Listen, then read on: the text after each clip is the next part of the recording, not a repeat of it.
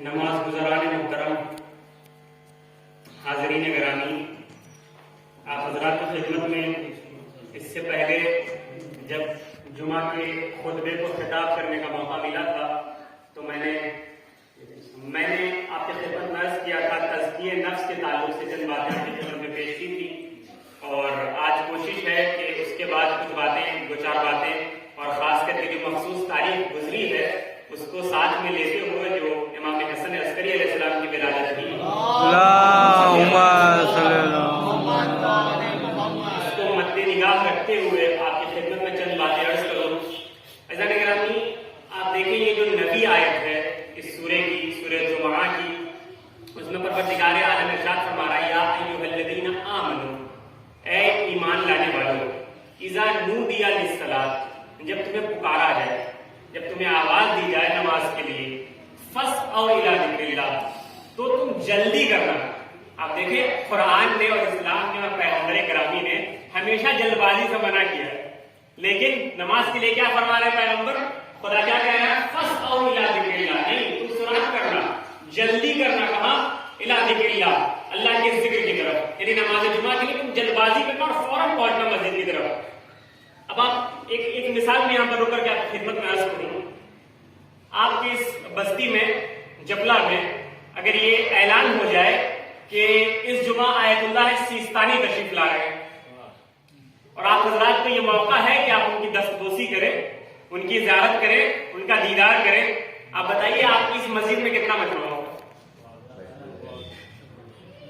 کہاں تک بھری ہوگی یہ مسجد؟ جیسے بھی اینٹیں چھلکتے دکھائی دے رہے ہو ویسے مجمع چھلکتا دکھائی دے گا نا، پورا الا نہایا آخر تک آپ دیکھیں کہ مجمع ہی مجمع ہوگا۔ اب آپ مجھے بتائیے تمام احترام کو محفوظ رکھتے ہوئے آیت اللہ سیستانی میں تمام احترام کو، مرجع تقلید ہیں، بزرگ عالم دین ہیں، ہماری جانیں ان پر فدا ہے، لیکن آیت اللہ سیستانی کے اوقات خدا کے مقابل میں کیا ہے؟ توجہ فرما رہے ہیں؟ اللہ کے مقابل میں یا نبی کے مقابل میں آیت اللہ سیستانی کی کیا حیثیت ہے؟ اب یہ دیکھیں آیت اللہ سیستانی سے ملنے کے لیے یا آیت اللہ خامنئی سے ملنے کے لیے یا یہ پتہ چلنے پر کہ انہوں نے بلایا ہے تو ہمارے گھر کا کوئی بچہ نہیں بچے گا جو مسجد میں سب سے پہلے نہ پہنچے اور بیٹھنے کی جگہ نہیں ملے گی۔ قرآن میں خدا بآواز بلند کہہ رہا ہے کہ جب جمعہ کا وقت ہو جائے فاسعوا الی ذکر اللہ، تم صرف آنا نہیں، تم جلدی آنا۔ اب آپ دیکھیں ہماری نگاہ میں کہ ہم کس طریقے کا زاویہ رکھتے ہیں خدا کے بارے میں؟ آیا ہماری نگاہ، ہماری نظر میں خدا کی اہمیت آیت اللہ سیستانی کے برابر بھی نہیں ہے؟ تو ہمارے یہاں ایک تضاد کیوں پایا جاتا ہے؟ آپ دیکھیں ہم باتوں کے غازی زیادہ ہیں، کردار میں بہت پیچھے ہیں، جبکہ ہمیں کردار میں آگے ہونا چاہیے۔ اس لیے آگے ہونا چاہیے کیونکہ ہمارے پاس ایسے ائمہ ہیں کہ کردار میں جن کا کوئی ثانی کسی کے یہاں نہیں موجود ہے۔ تو جب کردار کی بات آتی ہے تو ہم بالکل پیچھے کھڑے ہوتے ہیں، لیکن جب دعوے داری کی بات آتی ہے محبت کے معاملے میں تو ہم سب سے بڑے مہم ہیں۔ نہیں، یہ کھلا ہوا تضاد ہے۔ اگر محبت ہے تو ہم اپنے کردار سے اسی محبت کے عمل کو دکھلائیں گے جو ہمارا امام ہم سے چاہتا ہے۔ ہمیں دکھلانے کی بھی ضرورت نہیں ہے، ہمارے اعضاء و جوارح سے وہ چیزیں خود بخود نکلیں گی۔ اچھا آپ مجھے بتائیے ایک بات، یہ جو پورا انسان ہے یہ کس چیز کا بنا ہوا ہے؟ انسان کی جو شخصیت ہے، یہ جسم ہاتھ پیر کی بات نہیں کر رہا ہوں، جو اس کی روحانی شخصیت ہے جسے آپ پرسنالٹی کہتے ہیں، وہ باڈی کے علاوہ آپ دیکھیں، جسم جسمانیت کے علاوہ دیکھیں، کس چیز کا مجموعہ ہوتا ہے انسان؟ تین چیزوں کا مجموعہ ہوتا ہے انسان۔ غور فرمائیں اس بات پر۔ سب سے پہلی چیز جو انسان کے وجود میں کار فرما ہوتی ہے وہ اس کی فکر ہوتی ہے، ٹھیک؟ دوسری جو اہم چیز ہے وہ ہوتا ہے عمل، ڈیڈز جو ہے انسان کے، اس کے اعمال۔ تیسری چیز کیا ہے؟ وہ صفات ہے انسان کی۔ یہ تین چیزیں انسان، جس کا مجموعہ انسان، ہر انسان ان تین چیزوں کا مجموعہ ہے۔ کیا؟ سوچ اور فکر، دوسرا عمل، اور تیسرے صفات، کوالٹیز انسان کے اندر جو ہوتی ہیں۔ اب آپ دیکھیں عمل اس وقت تک آپ سے صادر ہو ہی نہیں سکتا جب تک کہ آپ کی فکر اس عمل کے پہلے نہ جا چکی ہو۔ یعنی اگر آپ کی فکر میں کوئی بات آپ نے ارادہ نہیں کیا کہ آپ جمعہ میں آئیں گے تو آپ کیسے بیٹھ سے اٹھ جائیں گے؟ ممکن ہے بستر چھوڑنا؟ نہیں ممکن ہے۔ جب تک آپ کے نزدیک جمعہ کا ثواب واضح نہیں ہوگا، جمعہ کی اہمیت واضح نہیں ہوگی، آپ کو نہیں پتا ہوگا کہ جمعہ کس چیز کا نام ہے، تو آپ کیوں نکلیں گے اپنے گھر سے؟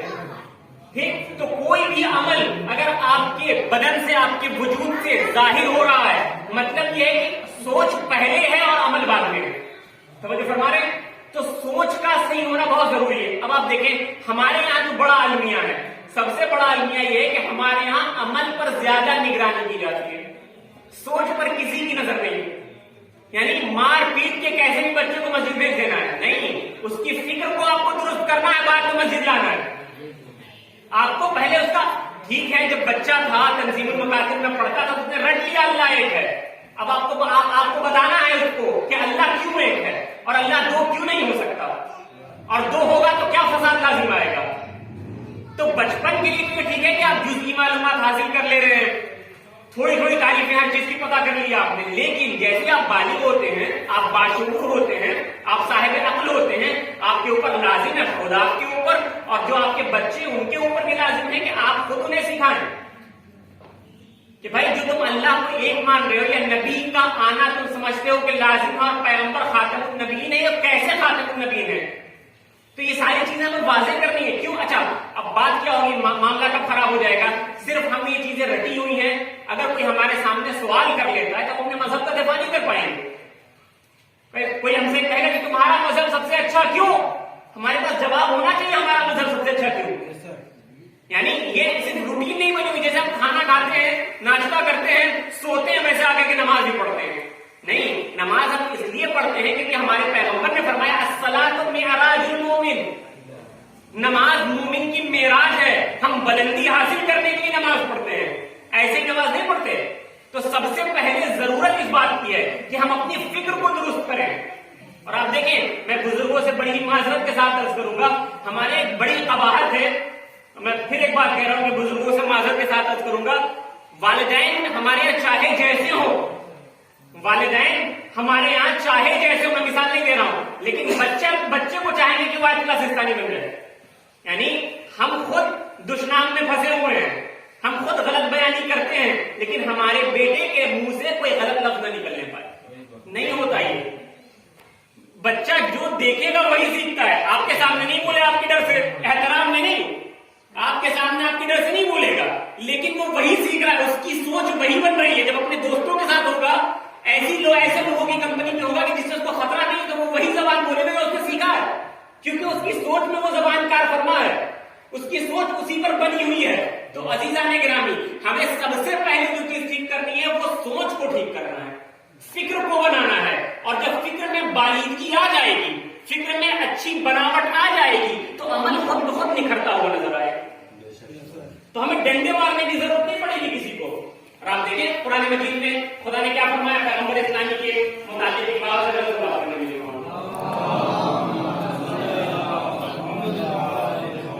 پیغمبر کو اللہ نے کیا کہا، لست علیہم بمسیطر، اے پیغمبر ہم نے آپ کو داروغہ نہیں بنایا کہ آپ ڈنڈا اور لاٹھی لے کر کے دوڑے لوگوں کے پیچھے. آپ صرف بتا دیجئے. ہمارا اور آپ کا کام بھی یہی ہے کہ ہم لوگوں کو متوجہ کر دیں کہ دیکھو اس چیز میں قباحت ہے، اس چیز میں برائی ہے، اس چیز کے قریب مت جاؤ، اس چیز سے دور رہو، اس چیز کے قریب جاؤ، ان شعار کو اپنے اندر پیدا کرو، یہ تمہاری برائیاں ہیں، اس کو اس طریقے سے. اور سب سے اچھا جو عمل ہے، وہ سب سے اچھی جو نصیحت ہے، وہ ایسی نصیحت ہے آپ کی کردار کے ذریعے سے ہو رہی ہے. یعنی ہم بول کر کے بہت ٹھیک نہیں کر پائیں گے لوگوں کو. میں نے کہا کہ جو انسان دیکھتا ہے، وہی والی مثال، پیچھے والی مثال کہ اگر چاہے والدین جو ہیں وہ شاید وہ خدا نخواستہ اگر بد زبان ہے، لیکن وہ تبلیغ یہ کر رہے ہیں کہ ہمارے بچے اچھے زبان والے بن جائیں. نہیں ہوگا. وہ دیکھ رہے ہیں آپ کو، آپ کی خود اگر اچھی زبان ہوگی تو بچے خود بخود اچھی زبان بولیں گے. تو مجھے فرما رہے ہیں کیوں بولیں گے اچھی زبان؟ کیونکہ وہ کردار سے سیکھ رہے ہیں، آپ کی زبان سے نہیں سیکھ رہے ہیں. ایسا نہیں کرا. تو ہمیں ضرورت ہے کہ ہم اپنی سوچ کو اور اپنی زبان کو درست کریں. توجہ فرمائیں اس بات پر. جب زبان ٹھیک ہوگی، جب سوچ ٹھیک ہوگی، تو ہمارا عمل خود بخود ٹھیک ہو جائے گا. اور جب عمل ٹھیک ہوگا تب کردار اور صفات خود بخود اچھے بن جائیں گے. پھر بد کرداری کا دھبا نہیں آئے گا آپ کے اوپر، پھر بد کرداری کا دھبا آپ کے اوپر نہیں آئے گا. عزیزان گرامی، میں آپ کی خدمت میں عرض کروں، آپ دیکھیں ہمارے پاس جتنے اچھے رہبران ہمیں ملے ہیں، اتنے اچھے رہبران کسی کو نہیں ملے. لیکن اس کے بعد کیا وجہ ہے کہ جتنی خرابیاں ہماری قوم میں ہیں، آپ دیکھیں دوسرے قوم سے زیادہ خرابیاں ہمارے اندر ہے. کیوں ایسا ہے؟ یہ تضاد کیوں ہے؟ جب سب سے اچھے لیڈر ہمارے پاس ہیں، جب سب سے اچھے رہنما ہمارے پاس ہیں، تو سب سے اچھے لوگ ہمارے پاس کیوں نہیں ہیں؟ یعنی ہم اپنے آپ کو ایسا کیوں نہ، اچھا بتائیں ہمارے لیڈر تو ہم یہ کہیں گے کہ امام زمانہ ہمارے لیڈر ہے، لیکن ہم کام کیسا کر رہے ہیں؟ ایسا کام کر رہے ہیں ان لوگوں کی طرح کام کر رہے ہیں کہ جن کے لیڈر گنیش ہیں یا جن کے لیڈر کوئی اور ہیں. تو ہمیں ایسا کام کرنا ہے کہ جس سے ہمیں پتا لگے کہ ہمارے لیڈر واقعی امام زمانہ علیہ السلام ہے، ہمارے لیڈر مولا کائنات علیہ السلام ہے. تو یہ کیسے ہوگا؟ یہ ہر انسان اپنی اپنی ذمہ داری سمجھے. دوسروں کو ٹھیک کرنے سے پہلے سب سے پہلی ضرورت اس بات کی کہ انسان اپنے نفس کو بنائے، خود سازی کرے. اگر خود سازی کرے گا تو پھر دوسرے خود بخود آپ سے سیکھیں گے. گرامی میں آپ کی خدمت میں عرض کروں، آپ دیکھیں آج ایک بہت بڑا جو ہے وہ فساد چل رہا ہے. آپ نے سنا ہوگا اور بہت زیادہ منظر عام پر یہ بات ہے. میں چاہ رہا ہوں اس کے متعلق بھی کچھ آپ کی خدمت میں عرض کروں. ایک بدتمیز انسان ہے، ایک لعنتی انسان ہے جس نے قرآن کے خلاف زبان چلائی ہے اور مسلسل چلا رہا ہے. گرامی آپ دیکھیں ہمیں ائمہ کی سیرت سے اس طرح کے واقعات کو کس طریقے سے ٹھیک کرنا ہے یا اس طرح کے واقعات پر کس طریقے سے رد عمل کرنا ہے. آپ دیکھیں میں نے حوالہ دیا آپ کو کہ امام حسن عسکری علیہ السلام کی ولادت ابھی گزری ہے. امام حسن عسکری کے زمانے میں بھی ایک انسان تھا. امام حسن عسکری کے زمانے میں بھی ایک انسان تھا کہ جو انسان اس کی خاصیت یہ تھی کہ وہ قرآن کے خلاف ایک کتاب لکھ رہا تھا جس کا نام تھا تناقضات القرآن یا تضادات القرآن. یعنی جو قرآن میں ایسی آیتیں جو خود آپس میں ٹکراتی ہیں. مثال کے طور پر وہ یہ ثابت کرنا چاہ رہا تھا کہ اللہ ایک جگہ پہ کچھ اور کہہ رہا ہے، دوسری آیت میں کچھ اور کہہ رہا ہے. تو اس طرح کی جتنی آیتیں اس کی سمجھ کے مطابق کہ جو ٹکرا رہی تھی، پھر میں کہہ رہا ہوں اس کی سمجھ کے مطابق جو قرآن کی آیتیں آپس میں ٹکرا رہی تھی ان کو وہ جمع کر رہا تھا اور 20 سال سے اس چیز پر کام کر رہا تھا. امام حسن عسکری علیہ السلام کو اس بارے میں پتا لگا، ان کو علم ہوا، تو امام نے اس کے ایک شاگرد کو بلایا. آپ نے واقعہ سنا ہوگا لیکن میں صرف ایک بات کی طرف اشارہ کرنا چاہ رہا ہوں اور آگے بڑھ جاؤں گا. امام حسن عسکری علیہ السلام نے اس کے شاگرد کو بلایا اور بلانے کے بعد کہا کہ دیکھو میں نے سنا تمہارا استاد اس طرح کی کتاب لکھ رہا ہے. کہ ہاں. کہا تم سمجھاتے کیوں نہیں ہو؟ کہا استاد ہے، استاد کو سمجھاؤں گا کیسے؟ عام انسان کو ایسے ہی نہیں سمجھتا، اگر وہ آپ کا استاد ہے تو بالکل نہیں سمجھے گا. تو کہا استاد ہے سمجھاؤں کیسے؟ تو امام نے کہا کہ ٹھیک ہے سمجھاؤ مت، صرف سوال تو کر سکتے ہو تم مجھ سے. کہا بالکل سوال تو میں کرتا رہتا ہوں کہ ایک سوال جا کر کے میری طرف سے کر دینا، لیکن نام مت لینا کہ میرا سوال ہے یہ، تم کہنا کہ میں سوال کر رہا ہوں. تو اس نے کہا کہ ٹھیک ہے مولا آپ کہہ رہے تو میں سوال کر لوں گا جا کر کے. تو امام نے سوال بتایا، وہ گیا اور جانے کے بعد باتیں کر رہا تھا، سوالات کر رہے تھے. درس کے بعد اس نے کہا کہ تمام سوالوں کا سلسلہ شروع ہو گیا. تو آخر میں اس نے امام کا سوال بھی پیش کر دیا کہ استاد آپ یہ کتاب لکھ رہے ہیں، کیا اس کے بارے میں ایک سوال پوچھ سکتا ہوں؟ اس نے کہا ہاں سوال پوچھیے. تو کہا کہ آپ نے جو تضادات جمع کیے ہیں، یعنی آپ نے جو بتایا کہ قرآن کی آیتیں آپس میں ٹکراتی ہیں، دیکھیے یہ توہین قرآن ہے. یہ وہی چیز ہے جو میں آپ کی طرف اشارہ کرنا چاہ رہا ہوں، آپ کو متوجہ کرانا چاہ رہا ہوں. یعنی کہ جو قرآن کے اوپر آپ لکھ رہے ہیں کہ قرآن کی آیتیں آپس میں ٹکراتی، نعوذ باللہ کہ اللہ کی بات میں تضاد پایا جاتا ہے. آپ یہ کتاب لکھ رہے ہیں، 20 سال سے آپ اس پر محنت کر رہے ہیں اور آپ نے کتاب چھپی تو نہیں ہے لیکن آپ 20 سال سے اس پر محنت کر رہے ہیں اور تقریباً آپ کی کتاب مکمل ہو گئی ہے. آپ سے ایک سوال صرف میں یہ پوچھنا چاہتا ہوں کہ یہ کتاب آپ لکھ رہے ہیں اور یہ تضادات آپ بیان کر رہے ہیں، کیا یہ تضاد آپ کے ذہن کی اپج ہے یا آپ کو اس بات پر یقین ہے کہ اللہ کے معنی، اللہ نے بھی اس کے معنی وہی لیے ہیں جو آپ سمجھ رہے ہیں؟ یعنی کیا یہ بات ممکن نہیں ہے کہ جو آپ سمجھ رہے ہو کہنے والا وہ نہیں کہنا چاہ رہا ہو؟ تو اس نے کہا اچھا یہ بات تو میں نے سوچی. نے کہا کہ پہلے یہ بتاؤ کہ یہ سوال ہے کس کا؟ اس نے کہا کہ میرا سوال. کہا کہ نہیں میں تمہارا استاد ہوں اور جانتا ہوں کہ تمہارے حدود کیا ہے، میں اچھی طریقے سے واقف ہوں کہ تمہاری حیثیت کا سوال ہی نہیں ہے. دیکھیے مطلب مخالفت قرآن انسان تھا مگر سمجھ رکھتا تھا، جانتا تھا کہ کلام ہے تو وزنی ہے کلام، مطلب کسی عام انسان کا کلام نہیں ہو سکتا. عزیزان گرامی اب دیکھیں یہی ایک باریک سی چیز ہے جو انسان کو کب سیدھے راستے پر لے آپ نہیں سمجھ سکتے. اس پر غور فرمانے والی بات ہے کہ جیسے اس نے یہ سوال سنا، سننے کے بعد اس نے کہا کہ تم نے میرے 20 سال کی محنت کو برباد کر دیا. اس نے کتاب لیا اور کتاب لے کر کے کتاب کے ساتھ کنویں میں چھلانگ لگا دی.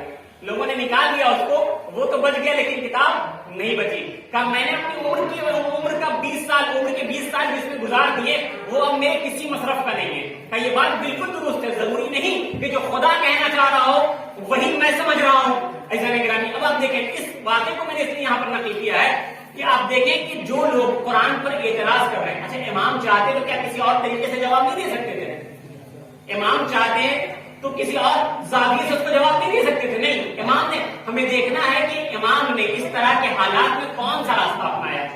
امام نے جو راستہ اپنایا وہ کیا تھا؟ وہ پڑھا لکھا انسان تھا, لہٰذا اس لیے پڑھا لکھا راستہ اپنایا کہ اگر علم دوست ہے تو وہ علمی سوال کو سمجھے گا, اور لہٰذا امام کا سوال اثر کر گیا اور جو نتیجہ امام چاہ رہے تھے وہی نتیجہ مل گیا. بعض لوگ ایسے ہوتے ہیں, خاص کر کے یہ جو ملعون انسان ہے, وہ یہی چاہتا ہے کہ اس کے بیانات پر ہم اس طریقے کا رد عمل دیں کہ کنٹروورسی ہو اور اس کو شہرت ملے. توجہ فرما رہے ہیں آپ؟ میں یہ نہیں کہہ رہا کہ آپ احتجاج مت کیجیے, لیکن ہمیں سمجھنا ضروری ہے کہ اس کا مقصد کیا ہے. اس کا مقصد یہی ہے کہ ہمیں شہرت ملے, جگہ جگہ پر ٹی ویوں پر, ہر ٹی وی پر ہمارا نام آئے, ہمارے بارے میں ڈیبیٹ ہو, اور اس بنیاد پر جو حکومت ہے وہ ہمیں عہدے سے نواز دے. توجہ فرما رہے ہیں؟ ہمیں کبھی بھی دیکھیں, اگر کسی کو ہرانا ہے, اگر کسی کو شکست دینی ہے, تو ہمیشہ دیکھنا ہوگا کہ اس کا مقصد کیا ہے. تو ہمیں اس کے مقصد کو سمجھنا ہے نگرامی. اور یہ بہترین جتنی بھی مشکلات ہیں یا جتنی بھی اس طریقے کی صورتحال ہمارے زمانے میں پیش آ سکتی ہیں, ان تمام کا جواب آپ دیکھیں گے تو ائمہ کی زندگی میں مل جائے گا. کوئی ایسا سوال نہیں ہے کہ جس کا جواب آپ کو قرآن میں نہ ملے, یا جس کا جواب آپ کو ائمہ اطہار علیہ السلام کی زندگی میں نہ ملے. ایسا نگرانی. آپ دیکھیں امام حسن عسکری علیہ السلام کی ولادت کے بارے میں عرض کر رہا تھا, کیا شخصیت ہے امام علیہ السلام کی, کیا روب جلال ہے امام علیہ السلام کا. آپ دیکھیں دشمن یہی اہل بیت علیہ السلام کی شخصیتیں ایسی ہیں کہ ان کا روب نہ صرف یہ کہ روحوں پر بلکہ جسموں پر بھی طاری ہو جاتا ہے. بادشاہان وقت بلاتے تھے امام کو تاکہ امام کی تذلیل کرے, امام کو رسوا کرے, نعوذ باللہ. لیکن جب امام آتے تھے تو جن نوکروں کو انہوں نے پیسہ دے کے بٹھایا ہوتا تھا کہ امام کی تذلیل کرنا ہے, وہ بے ساختہ کھڑے ہو جاتے تھے. یعنی ان کو اختیار نہیں ہوتا تھا اپنے اوپر کہ امام کے جلال کو دیکھنے کے بعد بھی وہ بیٹھے رہ جائیں. لاکھ دشمنوں نے کوشش کی کہ امام کو ذلیل کیا جائے, لیکن کبھی کامیاب نہ ہو, اور ہر دفعہ خود ذلیل ہوئے. آپ دیکھیں ایک پورا علماء کا مجمع ہے اور ہر مذہب کے علماء بیٹھے ہوئے ہیں اور اسی مقصد کے لیے بیٹھے ہوئے ہیں کہ امام کو ذلیل کیا جائے. اس کے بعد بھی ایسے بادشاہوں کی زندگی میں کوئی ایک موقع بھی نصیب میں نہ حاصل ہوا کہ جس میں امام کی تذلیل کر سکا ہو. کتنی بڑی شکست ہوگی ان لوگوں کے لیے. امام نے بتا دیا کہ پیسہ یا شہرت یا خلافت یا تخت, اس سے اگر چاہو گے امام وقت کا مقابلہ کرنا تو یہ ناممکن ہے.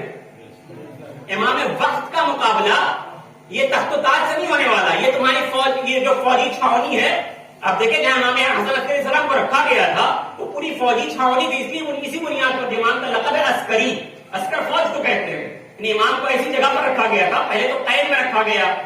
اب دیکھیں یہ بھی بڑا عجیب واقعہ ہے کہ اہل بیت علیہ السلام کے جو افراد ہیں ان میں کچھ لوگوں کو قید میں رکھا گیا اور کچھ لوگوں کو نظر بند کر کے ان کے گھر میں ہی رکھا گیا. لیکن امام حسن عسکری علیہ السلام کو قید میں بھی رکھا گیا اور پھر گھر میں نظر بند بھی کیا گیا. کیوں؟ وجہ کیا؟ اب آپ دیکھیں اہل بیت کے ذریعے اگر اللہ کسی کو ہدایت دینا چاہتا ہے تو وہ ایسے ذریعے سے بھی ہدایت دے سکتا ہے. میں آپ کی خدمت میں عرض کر رہا ہوں, جیل میں امام بند ہے اور ایک شخص, دو شخص کو معین کیا گیا کہ دیکھو امام کے اوپر ستم کرنا ہے, جتنا تم سختی دکھا سکتے ہو, تمہاری آرڈر یہ کہ تم سختی دکھاؤ جتنی دکھا سکتے ہو.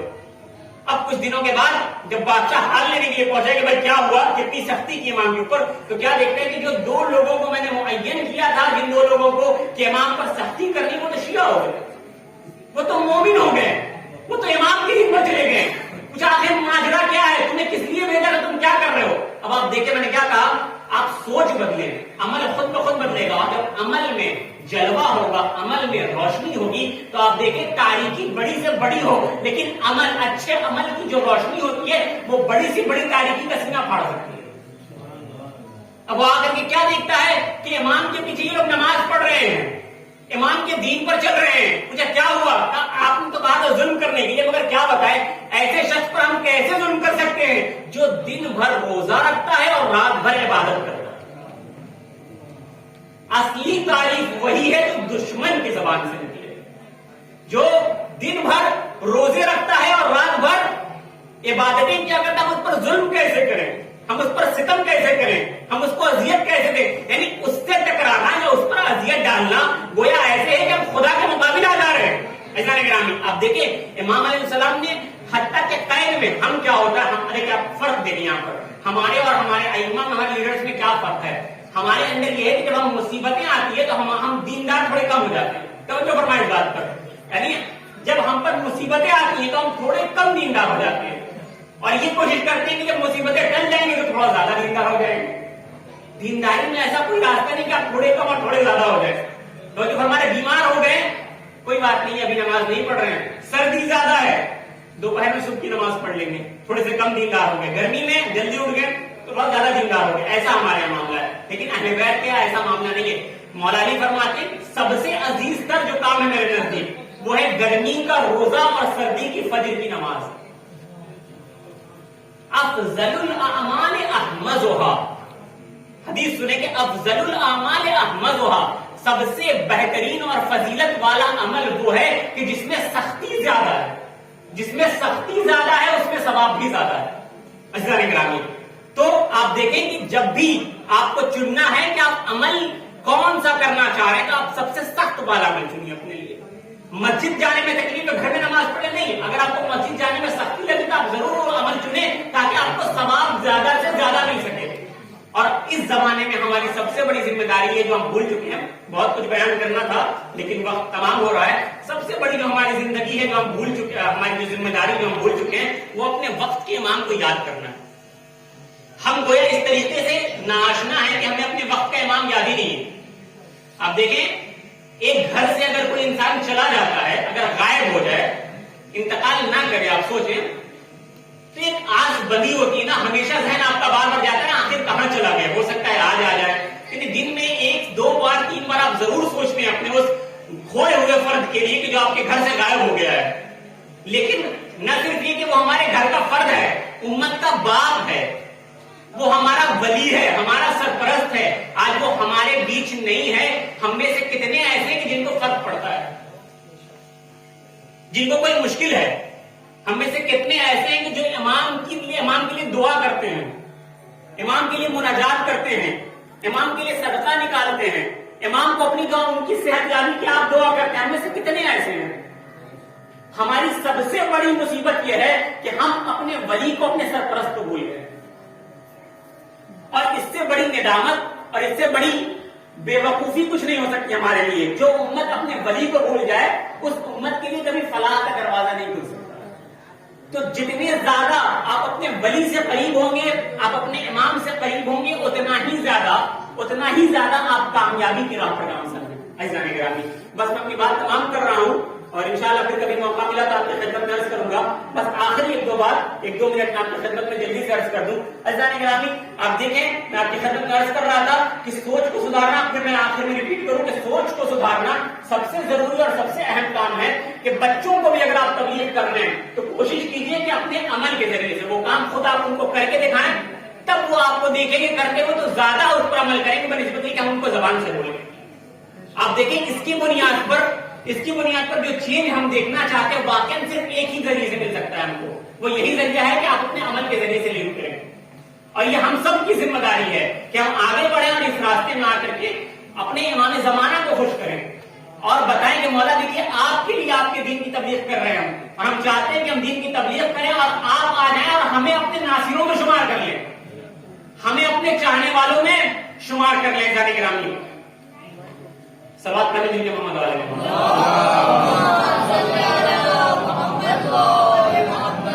ہم دعا کریں امام زمانہ کی خدمت میں کہ مولا ہمارے اعمال کو قبول فرمائیں اور ہمارے اندر جو خرابیاں ہیں, جو بگاڑ ہیں, ان تمام خرابیوں کو مولا ہم سے دور فرمائیں اور ہم میں زیادہ سے زیادہ دین کی سمجھ اور دین کی چاہت ہمارے اندر پیدا فرمائیں. عزیزان گرامی آپ دیکھیں ایک جو خاص دعا ہے وہ یہ ہے کہ جتنے بھی مومنین اس خاص کر کے اس پینڈیمک میں اور مصیبت کے ایام میں جتنے بھی مومنین پریشان ہیں جس کسی حوالے سے, جس کسی زاویے سے, مولا ہر اس مومن کی جو آپ کا چاہنے والا ہے ہر طرح کی مصیبتوں کو دور فرما دیجیے. بسم اللہ الرحمن الرحیم والعصر ان الانسان لفی خسر الا الذین آمنوا وعملوا الصالحات وتواصوا بالحق وتواصوا بالصبر. صدق اللہ العظیم.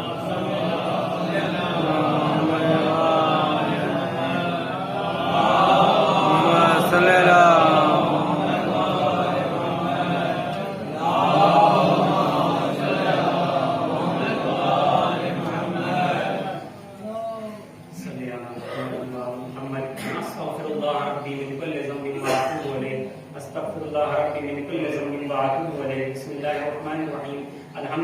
الذي لا اله الا هو الحليم الكريم غافر الذنب وقابل التوب وهو الغفور الرحيم سبحان من سبقت رحمته وغضبه وبسط اليدين من رحمته سبحان من لم يكلف نفسا الا دون وسعها وعفى عن السيئات ولم يجاز بها سبحان من لا يزداد على معاصي العباد الا كرما وجودا وعلى كثرة الذنوب الا عفوا وصفحا نشهد ان لا اله الا هو العطوف على العباد بجوده والاواد على المذنبين بحلمه ونشهد ان محمدا نبيه وحبيبه سيد المرسلين وشفيع المذنبين بعثه رحمة للعالمين صلى الله عليه وآله الداعين إلى سبيل الله بالحكمة والموعظة الحسنة قادة الأمم وأولياء النعم ومعدن الرحمة أوصيكم عباد الله بالتوبة عما سلف من ذنوبكم والإنابة عن الأوزار التي أثقلت ظهوركم فإنه تعالى كريم بكم رؤوف عليكم يقبل اليسير ويعفو عن الكثير قال الله تعالى وقوله الحق توبوا إلى الله توبة نصوحا عسى ربكم أن يكفر عنكم سيئاتكم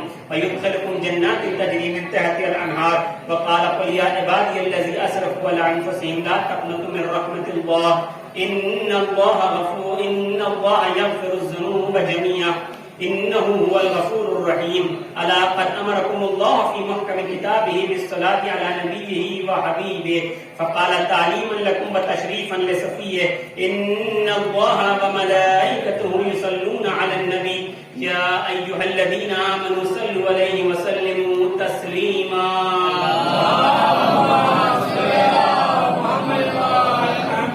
اللهم صل على سيد المرسلين وشفيع المذنبين نبينا محمد صلى الله عليه وآله وعلى إمام المسلمين وقائد الغر المهجرين أمير المؤمنين علي بن أبي طالب وعلى سيدة النساء العالمين وبضعة خاتم النبيين سيدتنا فاطمة بنت رسول الله وعلى الحسن المجتبى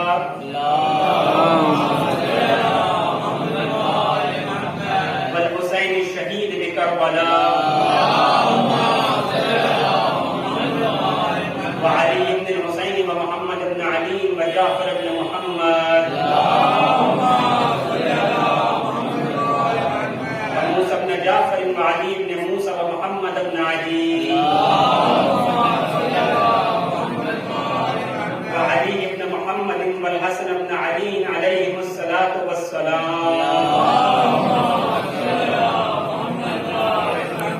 اللهم صل على مولانا صاحب الزمان ماهي آثار البدع والطغيان عادم أبنية الشرك والنفاق حاسد فروع البغي والشقاق صلوات الله وسلامه عليه وعلى آبائه الكرام متصلة الليالي والأيام اللهم أجر فرجه وسهل المخرج واقبل ناظرة بنظرة منا إليه واجعلنا من المستشهدين بين يديه وتفضل على أمرائنا المؤمنين بمزيد التوفيقات وازدياد الإقبال وعلو الدرجات اللهم افعل بنا ما أنت أهله ولا تفعل بنا ما نحن أهله بجاه محمد وآله المعصومين صلوات الله عليهم أجمعين اللهم اجعلنا ممن يذكر فتنفع الذكرى إن الله يأمر بالعدل والإحسان وإيتاء ذي القربى وينهى عن الفحشاء والمنكر والبغي يعظكم لعلكم تذكرون